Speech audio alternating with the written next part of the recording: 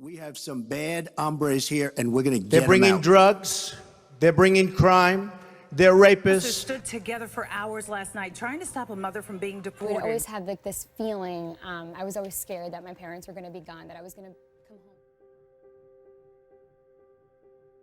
home. There are 325 million people in the U.S. 43 million of them are immigrants. 11.1 million of them are undocumented. 10.8 million are trying to become documented. Less than 1 million actually become documented each year. 你现在是合法居民吗？我现在是。你怎么变成一个合法居民？因为我在美国我信仰的基督教，因为如果我回中国的话，我就不能在中国信仰，所以说我提出政治庇护，然后呢，我成为一个合法美国政府接受我的申请，然后让我顺利拿到绿卡。你等着多久？我等了15年。What were some hardships you faced in America? Let's see. Moved here when I was 5, so I didn't speak English. Let's see. My teacher was Chinese, which helped.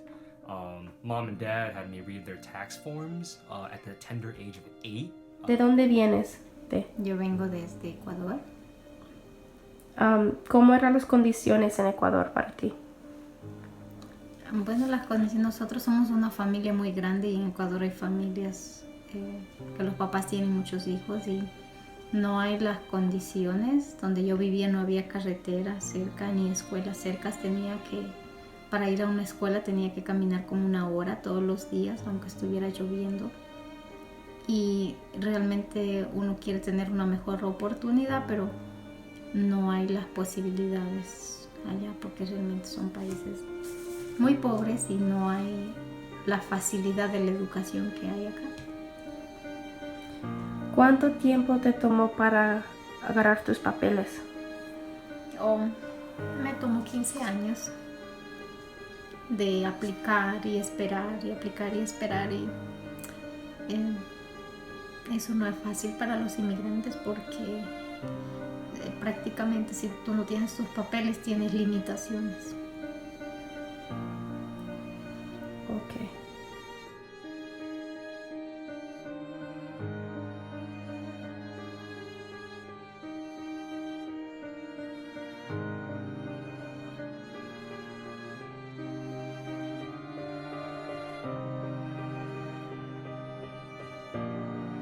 Their cars were there, and dinner was started, and the lights were on, but I couldn't find them, so it was really hard. It was really hard. And then the neighbors came in, and that's how you found out that they were gone? The neighbors told you? Mm-hmm. They were just like, "I'm so sorry, but your parents were taken away." No government official, no government agency reached out to make sure that you were okay. Mm-hmm. You basically relied on the kindness of strangers to get you through high school, to go on to college, and fast forward. What people don't realize that it is so difficult for some people to get documented and to get their papers and to become legal. And my parents tried forever, and this system didn't offer relief for them.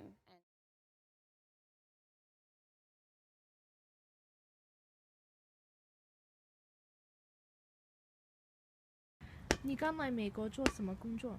我刚来美国，在餐馆工作。做几个小时一个天？一天做12个小时。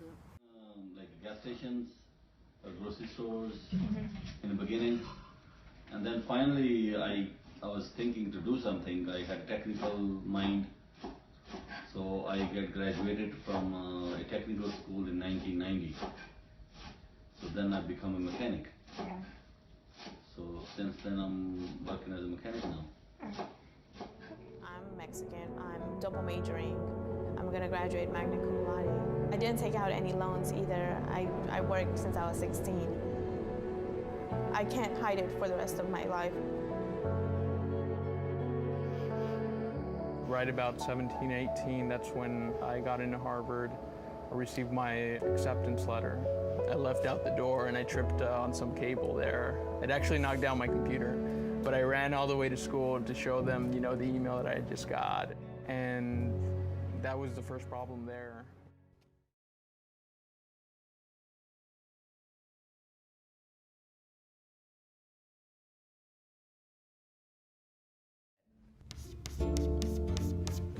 That looks confusing, but it's really not. So I went and I asked her, I was like, Mom, do you have my social security number? And she was like, you don't have a social security number. So I was like, wait, what? So how am I in school? And she was like, when I enrolled you in school originally, they didn't ask for a social security number. They just asked for your basic information and your birth certificate. I was like, wow, I don't have a social security number. That means I'm undocumented. I came when I was about 5. They did not take that first step. They did not decide to come to this country. How does a 5-year-old get held responsible for a criminal act? When a student like that walks into your office and she says to you, so how do I get my driver's license, sir?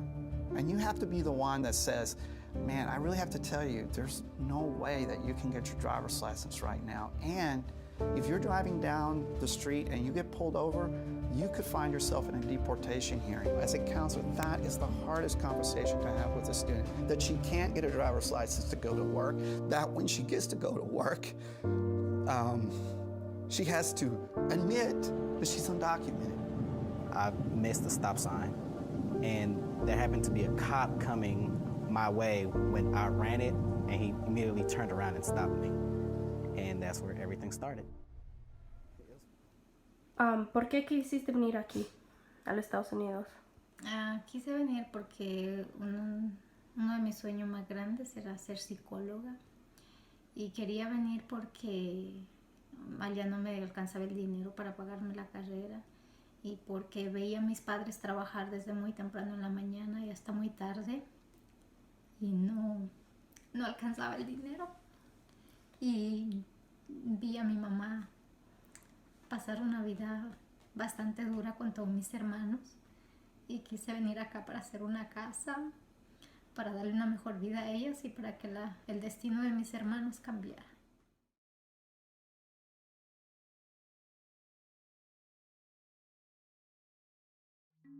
Myra had been living in the U.S. for 30 years. She chose to be deported after her epileptic seizures weren't properly treated in Eloy Detention Center. What was the crime that you committed? I was raped. I took the knife that he was assaulting me with. I defended myself. I cut him. And because the assault happened at his home, where his family was in other rooms, and they all testified against me, I went to jail.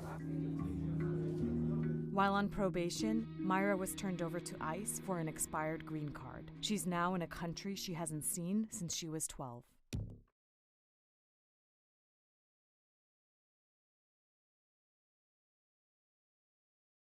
What do you want Americans to understand about people like you who want to be in the U.S. and who are there working but got deported? Yo entiendo que no todos los inmigrantes son honestos o son buenas personas, ¿no?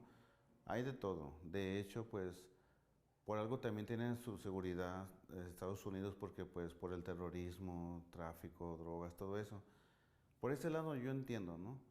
Pero, por ejemplo, personas, por ejemplo, que nos detienen sin tener un récord criminal. Yo estaba haciendo mis taxis, yo iba al corriente siempre con todo y trabajaba bien, o sea, yo nunca tuve problemas y me deportaron. Cuando estoy aquí en la casa, como que me da más sentimiento, como que me da tristeza. Mi señora está allá en Estados Unidos y no puede venir aquí. Si me voy y me agarran, voy a estar 2 años ahora en prisión. Es puro tiempo perdido, o sea. Dije, no, mejor me voy a poner aquí a trabajar aquí, un patrimonio, no sé.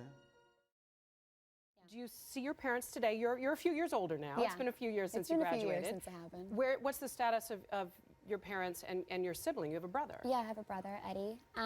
They are in Colombia right now. I talk to them, not every day, but we talk. Do you go there? I go there once a year. How is that? It's tough, you know. It's like, we've been separated for so long, I feel like sometimes we don't know each other.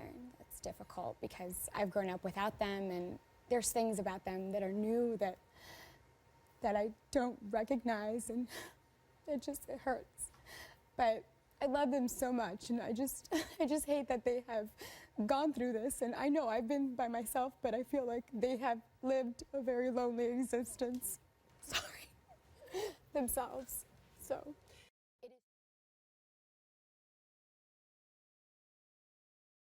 This issue really challenges our country to look inside of our hearts. As sad as it is to see dysfunction around our whole immigration issue, even sadder would be if no one in the rest of the world wanted to come to America. It's really important for us to remember our history. You know, unless you're one of the first Americans, a Native American, you came from someplace else. Somebody brought you.